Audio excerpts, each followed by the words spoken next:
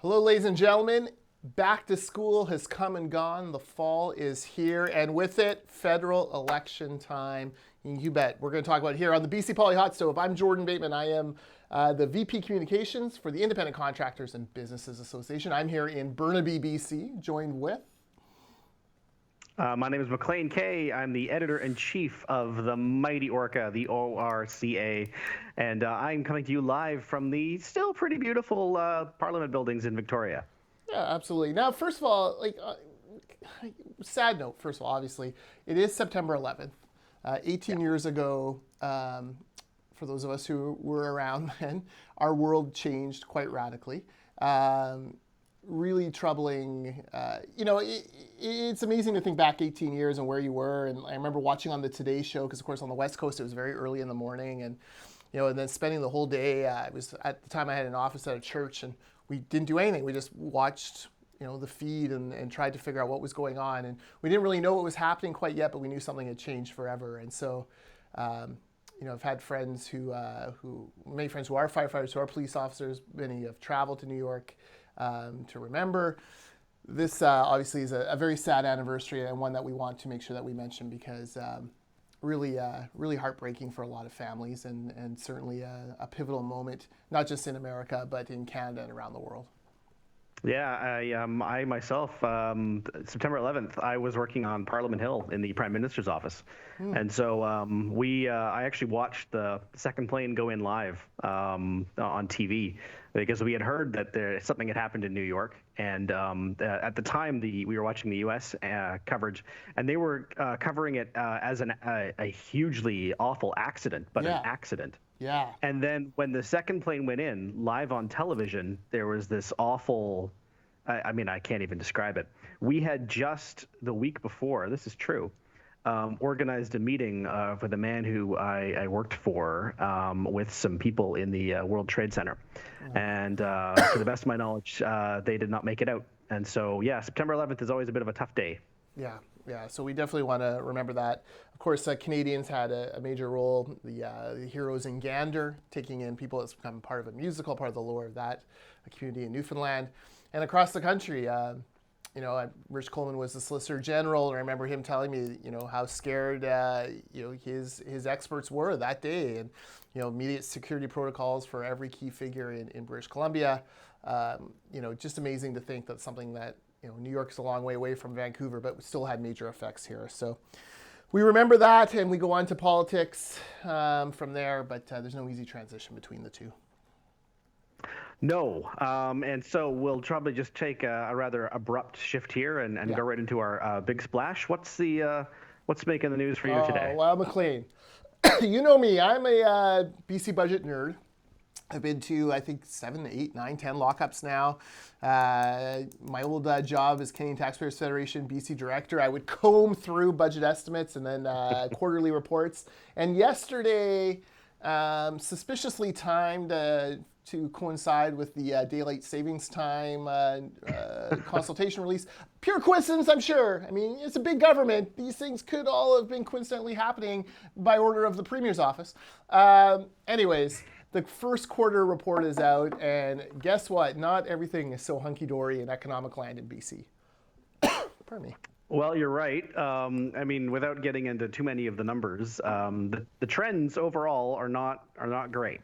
Mm-hmm. There's a few that you'll probably want to talk about more, but the one that leapt out at me, and you'll know, and maybe our viewers and listeners don't. I'm not much of a numbers guy, but the one that leapt out for me was that retail sales are essentially stagnant in BC. I think they grew by, it was 0.8%.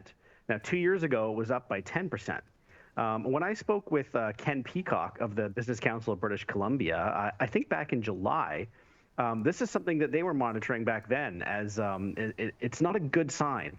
It's a sign that things are beginning to slow down. It's a bit of a harbinger. Yeah. Well, what happens is, of course, people start to get concerned about the economic future. They don't borrow as much money against their house, for example. Equity's been hit. Yeah. So you don't make those big renovations. You put off getting that new fridge for another year or that new car.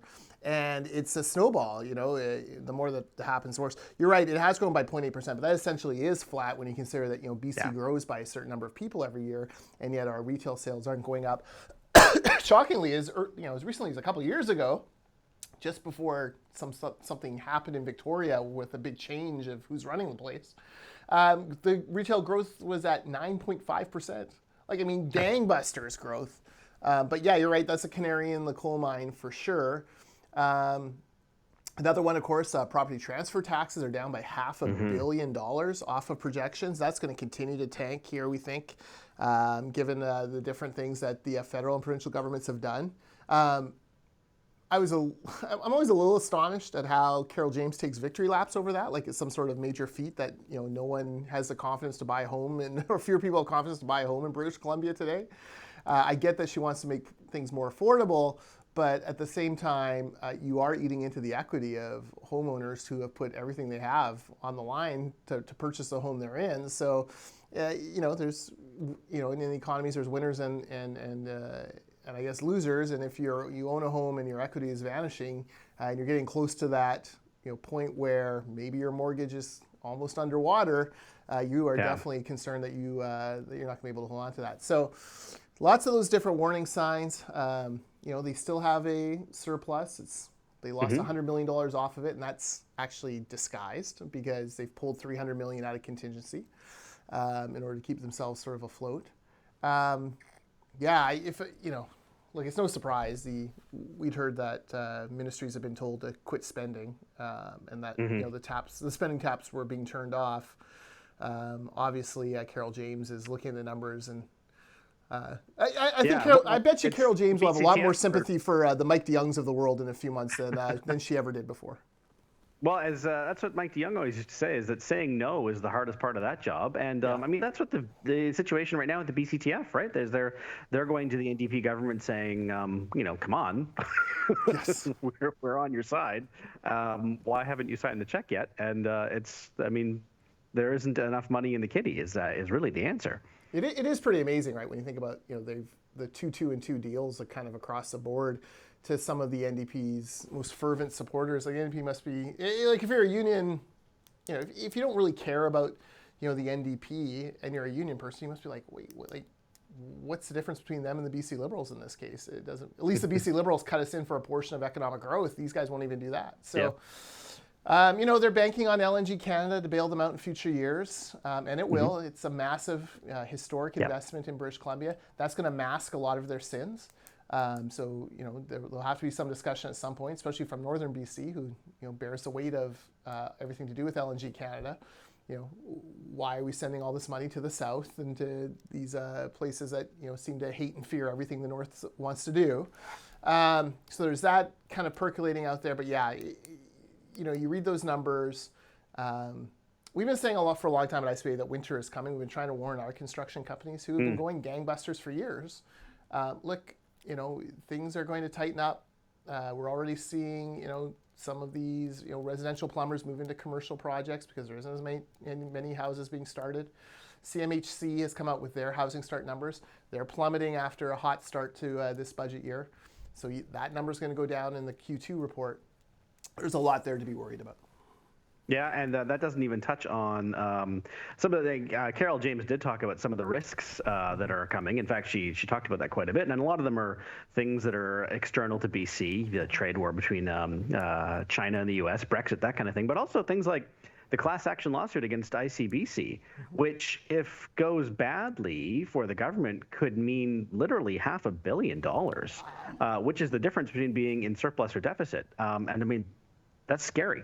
Yeah, and Dave Eby hasn't exactly proven to be a winner in court on many of these files. So that is a big concern. What I love about budgets is that when things are great in the world and money's flowing into BC, it's all because of the brilliant governance of the finance minister.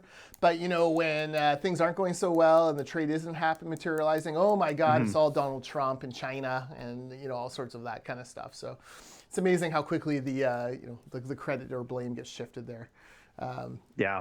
Yeah, it'll be an interesting thing to watch in the coming months, and what you'll end up seeing here is, what this likely means is that we've seen most of the big announcements leading up to the February budget. Maybe they get another capital project or two, squeeze it out somewhere.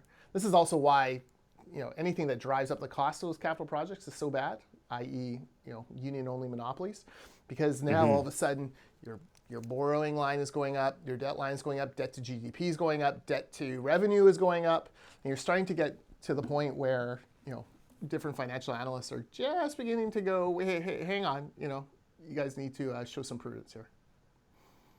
Well, and you mentioned over the next couple months, and as of today, obviously, provincial politics is going to take a bit of a back seat because, Jordan, where are the balloons? It's election season, officially. Yes, it is election season.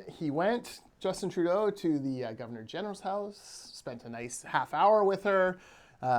We had PTSD to Christy Clark going to the Lieutenant Governor's house, and came out. And the writ was dropped. There are writs everywhere. There are 338 writs across this great country, dropped in every community.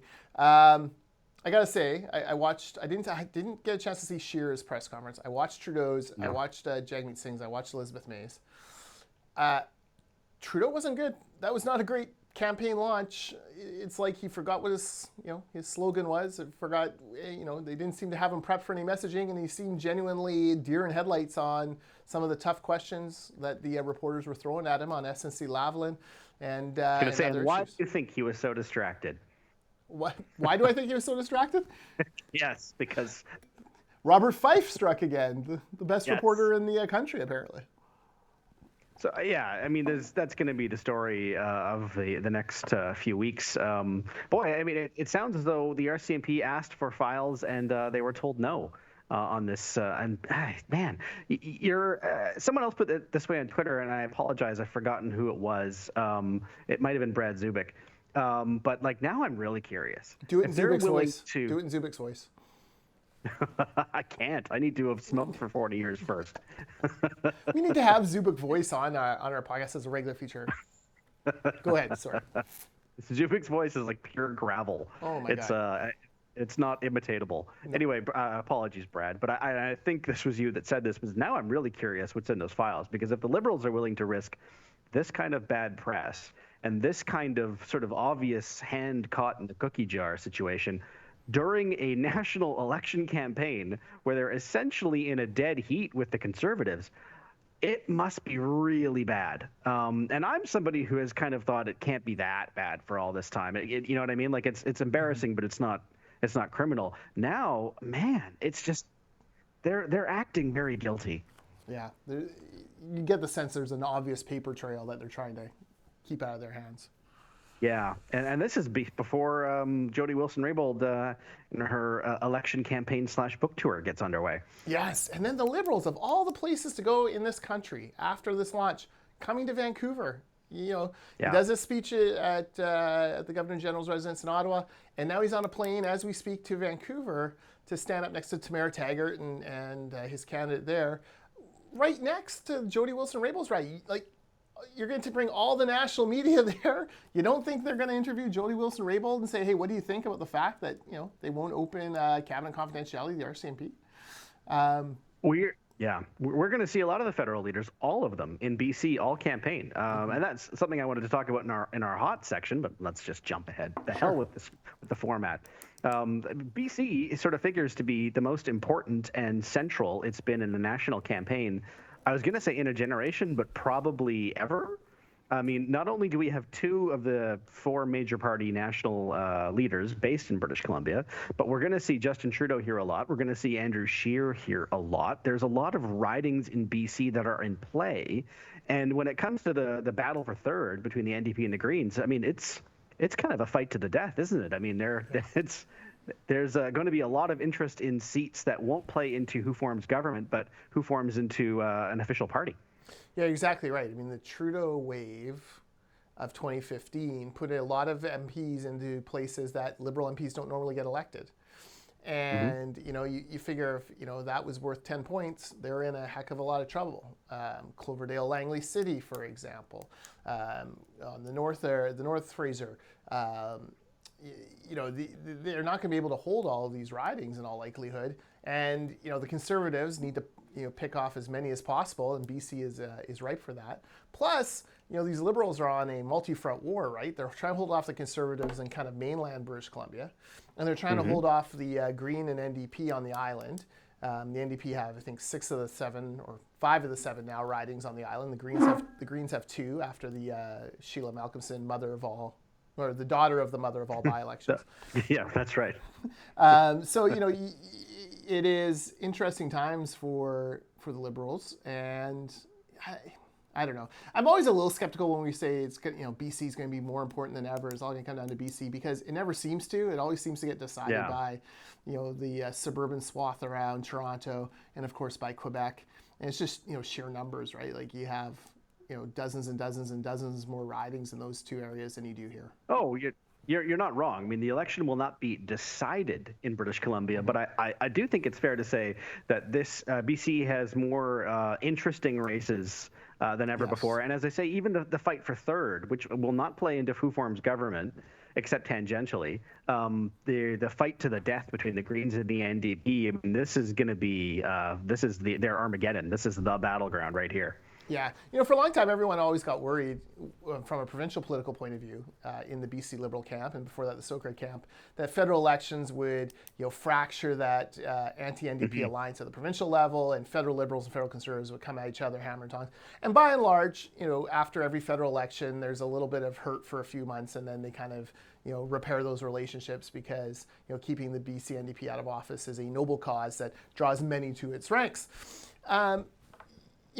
For the first time, we're now seeing that problem on the left side of the spectrum, where you wonder, will this invariably fracture the NDP Green love-in and alliance that keeps John Horgan in power? Would it bring pressure on to Weaver to rethink that and to be a little bit tougher with the BC NDP? Color me a little skeptical on that because he generally has folded like a cheap suit every time the NDP have pushed back. But, there is that kind of feeling. And you need to have a motivated base in order to hold those 3 seats if you're the Greens and win more in the next provincial election. And if they're not motivated because, you've been too cozy with the people that they've been fighting for the past 2 years, that could be interesting. For the first time, there's a coalition fracture on that side. Yeah, and this is a conversation we were having in the press gallery yesterday. How many seats do you think Elizabeth May needs to win to stick around as leader after this election? 1. She's leader as long as she wants. There's no one else. Like, who's the break? I don't necessarily think that's true. I think. Oh my God, are you going to float Andrew Weaver as leader of the National Green Party? The stranger things have happened. I wasn't. That's not where I was going. But I mean, here's the problem that Elizabeth May has. She has never faced more scrutiny, as we're seeing in this constant stream of stories of the mistakes and embarrassing moments, and that's well deserved because apparently there's this big green wave.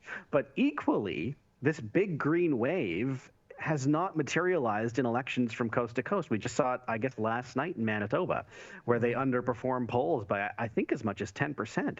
And that has sort of been the case. So the Green support tends to overpoll, if you like. A lot more people say they're going to vote Green than actually do. If that continues in this election campaign, and bear in mind, the Green share of the national vote has gone down in every election under Elizabeth May. I think they were under 5% 4 years ago. If that continues, I think there's going to be a wellspring in the party that says, you've taken us as far as you can. That's clear.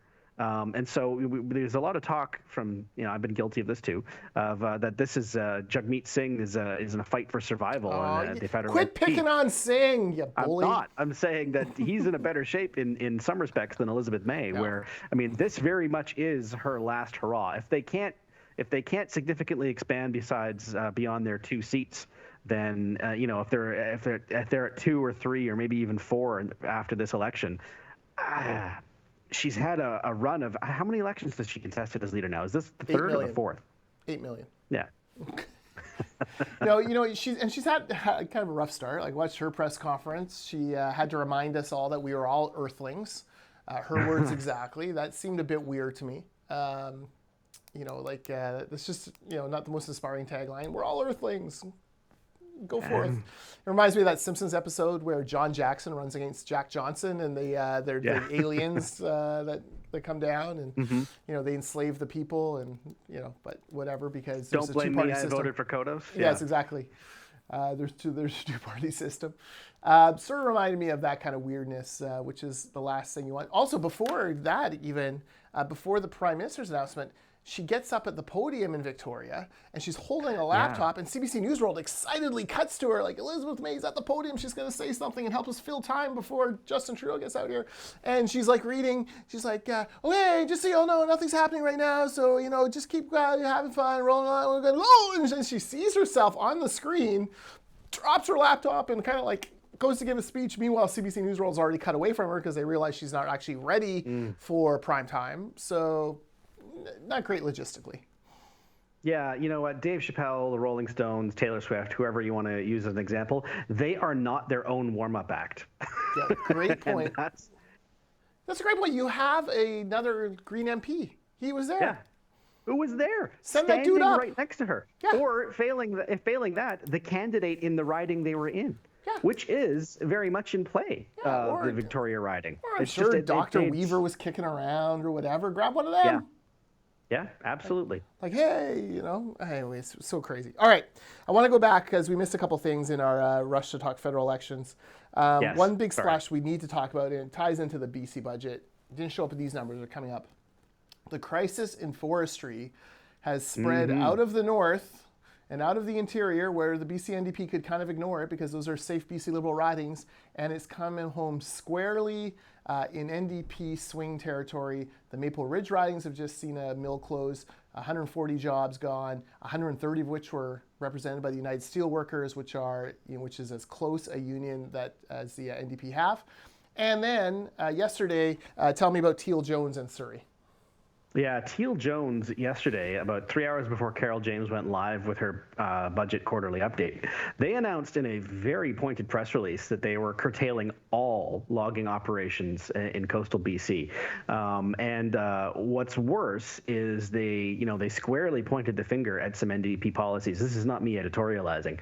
They did mention things like declining U.S. and North American demand, and there's nothing that Victoria can do about that. But when it comes to things like stumpage rates, which is essentially the tax that forestry companies pay, they said they're too high, and it's just simply not economical. And so they are stopping work immediately. Now, my friend Dirk Meissner at Canadian Press got through to Teal Jones, and they said that this means 300 jobs lost immediately. The mills they operate, it gets worse. The mills they operate are basically going to operate as long as with the timber they have in stock right now, which is days, weeks. That's another 500 jobs after that. So we're talking about a total of 800 jobs. And I don't want to be glib because this is significant. You're talking about the political considerations, and you're right. These jobs are in among other places, in places like Maple Ridge and Surrey, which, if you are an NDP strategist, those are places you cannot afford to lose. And now they're in a bit of a bind, too, because if now they start sort of pulling out all the stops and trying to do something about the forestry crisis, they risk looking cynical because, it didn't matter when it was Burns Lake. It didn't matter when it was the Peace Country. Suddenly it's Surrey and it's important. Yeah. Well, it is compounded by the fact Doug Donaldson, the only cabinet minister under the NDP who Vaughan Palmer was publicly called to be fired for his poor performance.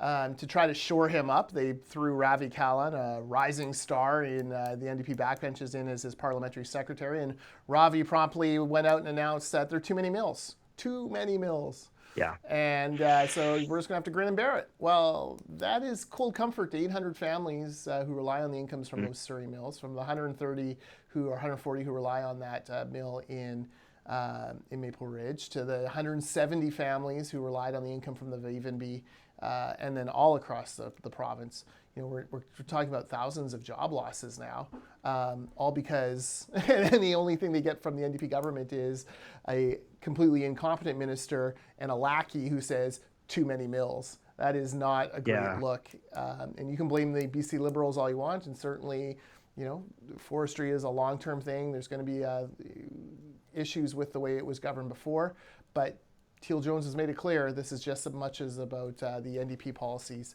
And ultimately, it's the NDP who have to react now and do something rather than just pat these poor workers on their head as they get their pink slips.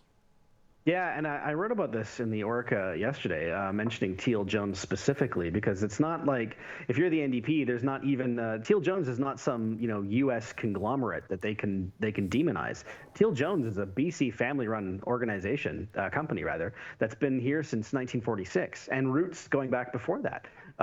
This is very much their people. This is a made in BC company, and until reasonably recently, a success story. And for them to, I encourage you to go see their press release to see it for yourself. I'm not editorializing. It is stark. It is you can hear the anger and despair in it. And they talk about a substantial job loss. We went into the numbers just a few minutes ago, and they were pretty direct that the provincial government could be doing things that so far it has chosen not to. Yep. Too many mills, says Ravi Kalan. All right. We've kind of gone all over the map here on the format, but two more things we should talk about. First of all, Big Doug McCallum.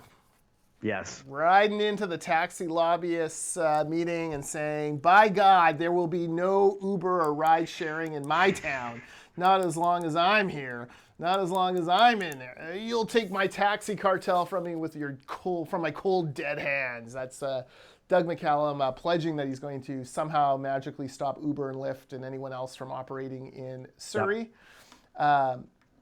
Half of me is skeptical because it's a provincially mandated thing, but the other half of me is like, if he passes a bylaw and starts, giving bylaw tickets to rando Uber and Lyft drivers, that might work.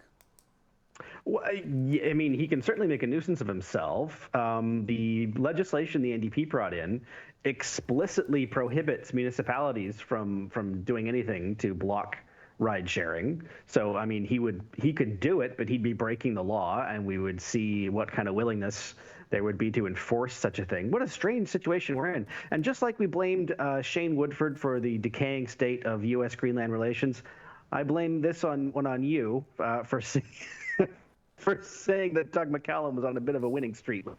I would just point out, you just said he certainly can make a nuisance of himself, which is probably going to be his re-election platform. Re-elect Doug McCallum. He can certainly can make a nuisance of himself, Maclean K. No, look, what this really does more than anything else is just continue to put the screws to the NDP on this file, who made promises, secret promises to the taxi cartel that they didn't ever expect to see have to implement and to see the light of day. Their independent passenger transportation board completely rejected their plan, came in with a much a better regime than expected for Lyft and Uber and companies like that.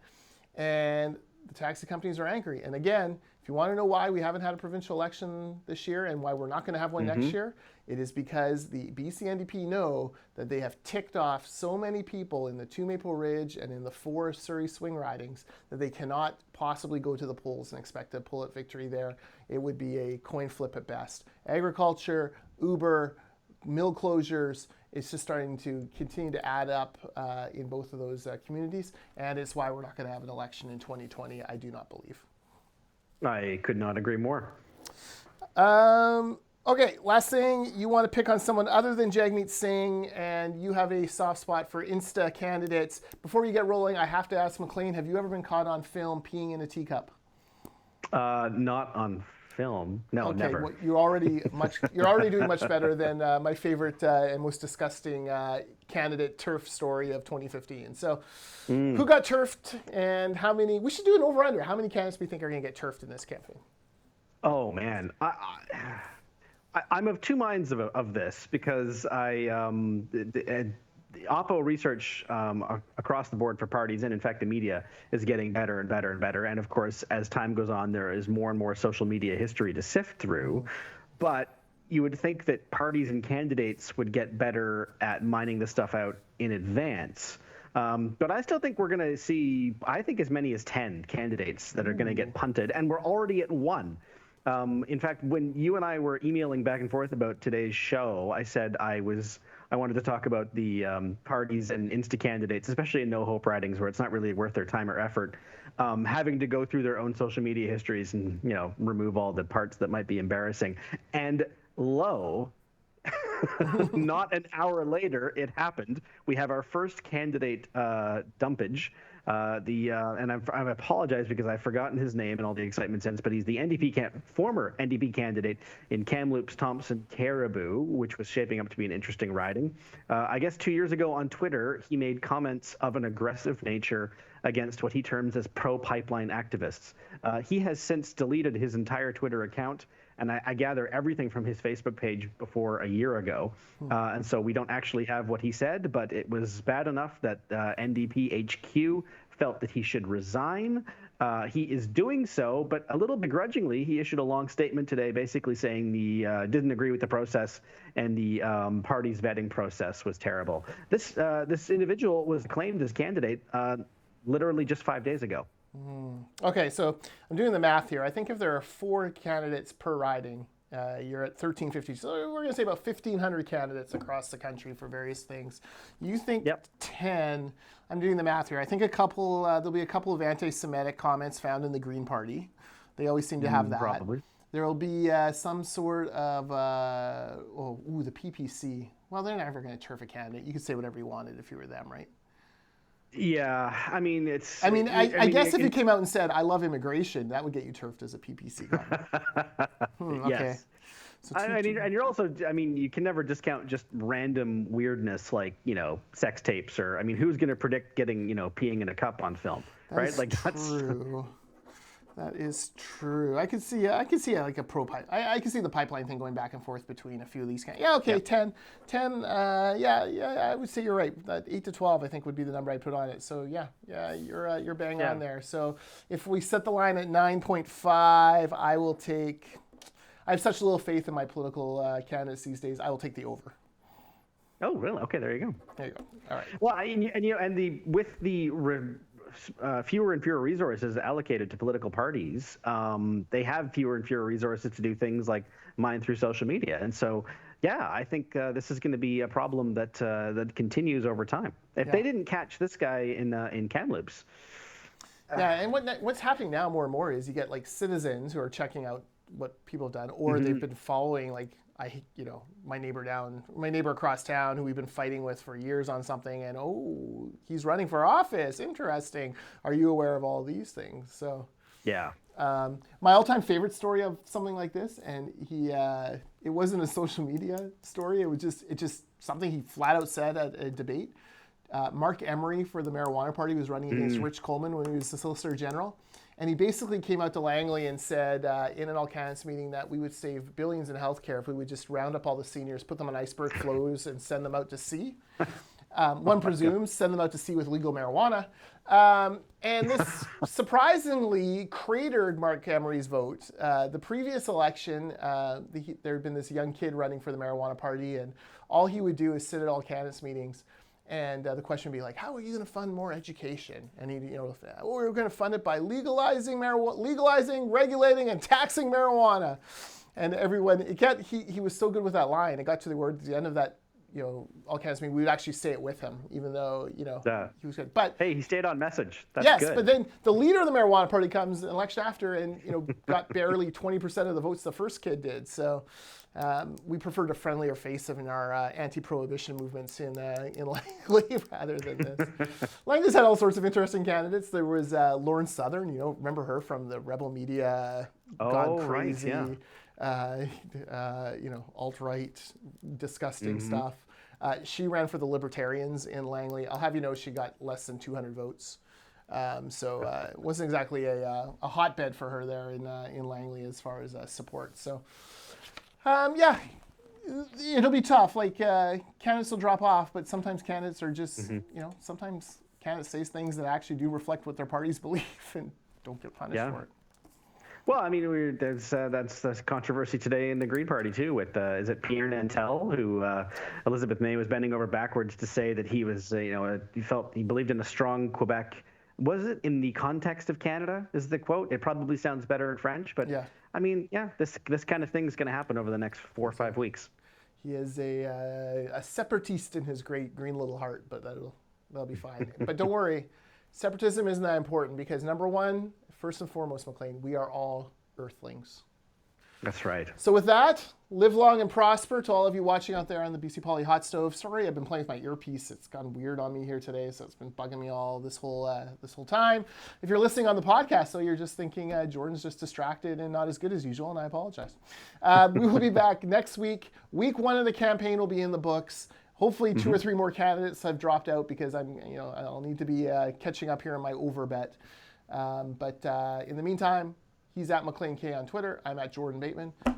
You can follow us there, where I will be discussing the Green Bay Packers and their fantastic rise to back to the elite status in the NFL. Until then, thanks for watching.